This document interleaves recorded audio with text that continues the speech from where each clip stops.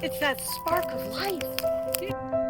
Welcome, friends, to the first ever Festival of Lights, a new idea born from Love is a Feeling this year in Fiji. It's taken a more urgent tone to gather as one family, one roof, one circle. Many stories were shared, and this is a celebration.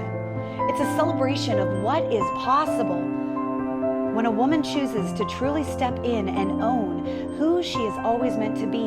For she designed it before she stepped into this physical body, babes.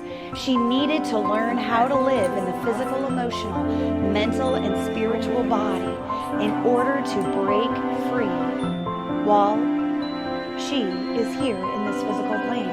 And she gets to break free with a family that she chose under this one roof, and her story becomes part of many. And so we celebrate these stories together. Today, when that ego comes and it decides to tell you a lie, please remember this. There was a little girl standing in this room with us.